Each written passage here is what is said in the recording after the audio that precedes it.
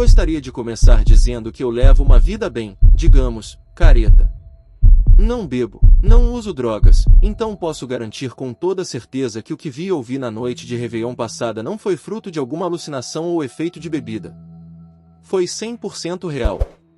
Moro nos arredores de uma cidade pequena no interior do sul do Brasil. Alguns dos meus amigos vivem ainda mais afastados, em áreas rurais que só são acessíveis por estradas de terra mal iluminadas. Um desses amigos, o Davi, mora com a família em um dos bairros mais abastados da região, mas que só pode ser alcançado por essas mesmas estradas isoladas. Todo ano, a família dele organiza uma festa de ano novo na casa deles e convidam todos os amigos, inclusive eu. É sempre uma ocasião animada, e eu fico sempre empolgado quando recebo o convite formal pelo correio enviado pelos pais do Davi. Como o clima aqui no sul pode ser bem estranho no inverno, só começou a fazer frio de verdade alguns dias antes da virada. Lembro do ar gélido e dos solavancos das estradas esburacadas, tornando a viagem até a casa bem desconfortável. Normalmente não dirijo com o farol alto, porque odeio quando os outros motoristas me cegam com os deles, mas dessa vez não teve jeito, a escuridão era densa, e a estrada sinuosa pedia atenção redobrada. Dos dois lados da pista, só mata fechada. Mesmo com o farol alto, era difícil enxergar claramente as curvas. Não havia nenhuma outra casa entre a entrada da estrada e o bairro do Davi, com exceção de um casebre solitário, que parecia abandonado há anos.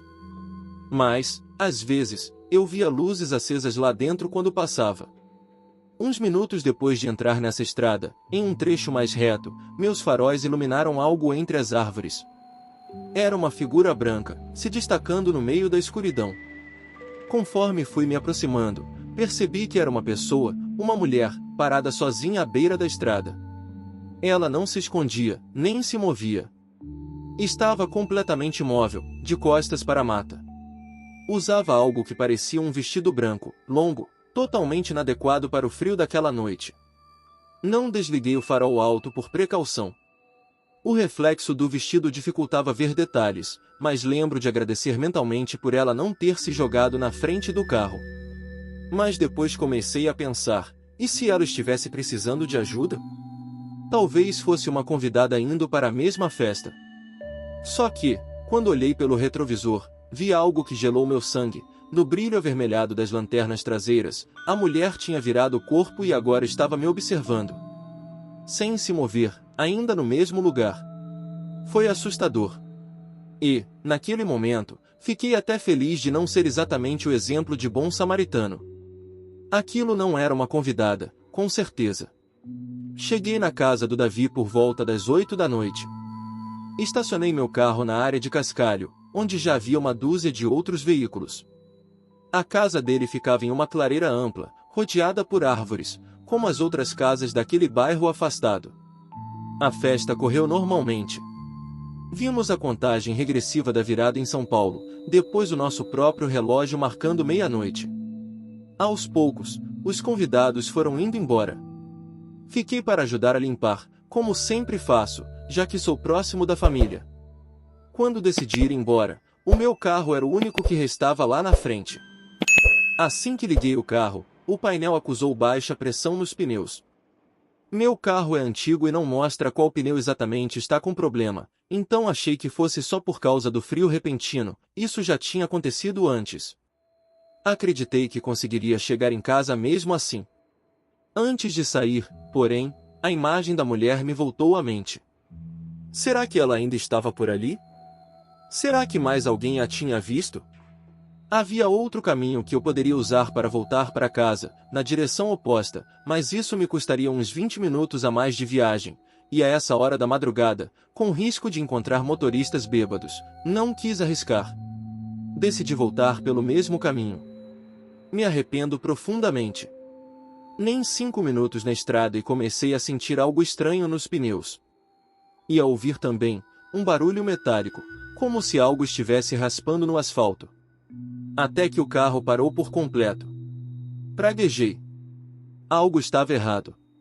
Mesmo contra o bom senso, precisei sair para verificar. Desliguei o carro e fechei a porta. As luzes automáticas se apagaram, e fui engolido pela escuridão total da mata.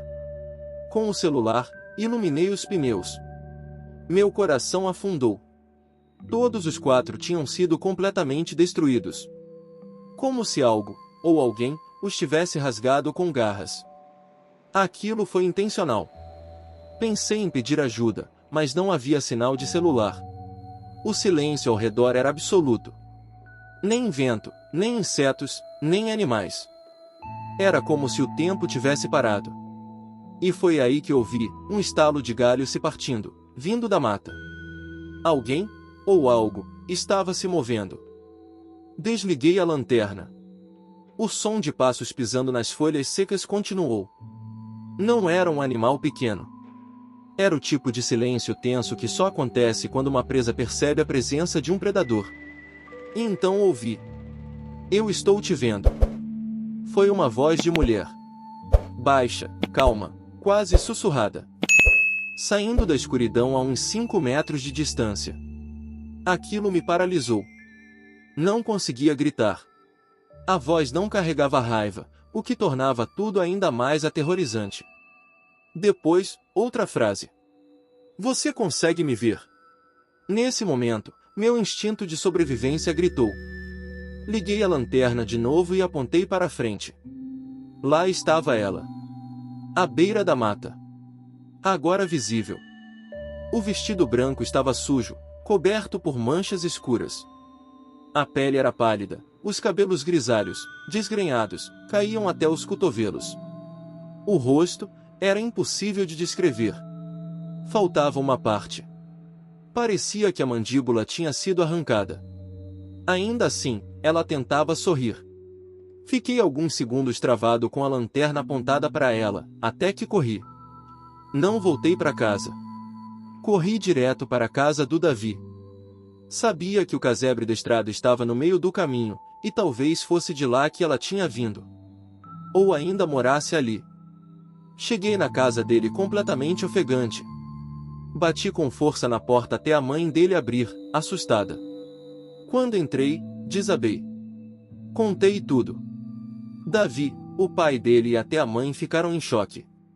Eles me deixaram dormir lá e chamaram a polícia e o guincho. Os policiais disseram que fariam uma busca pela região e que eu poderia voltar no dia seguinte para pegar o carro e prestar depoimento. Mas a noite ainda não tinha acabado. Acordei com um barulho leve na janela do quarto de hóspedes. Olhei o relógio digital, 3h14 da manhã. A janela não tinha cortinas. Não tive coragem de olhar. Foi aí que ouvi a mesma voz. "Eu estou te vendo." Ela estava lá fora, me seguindo, jogando pedras na janela para chamar minha atenção. Não olhei. Não me mexi da cama até o sol nascer. Na manhã seguinte, contei o que aconteceu. Fomos até o quintal. O pai do Davi encontrou uma faca enferrujada cravada no chão, exatamente onde eu tinha ouvido a voz. A polícia foi chamada de novo. Revistaram o casebre. Não havia ninguém, mas encontraram restos de animais mortos espalhados pela mata ao redor. A mulher nunca foi encontrada. As perguntas que me atormentam até hoje são: como ela me seguiu tão rápido? E como conseguiu falar tão claramente, se faltava metade do rosto? Esse ano, vou à festa de novo. Mas vou de carona. E peço pra gente ir pelo caminho mais longo. Se você chegou até aqui, é porque sobreviveu. Mas cuidado, algumas histórias grudam na alma. E te acompanham no silêncio da madrugada. Se curtiu esse relato, deixa o like para fortalecer o canal. E não esquece de se inscrever no Terror Mórbido, onde as histórias não são apenas contadas. Elas são sentidas na pele.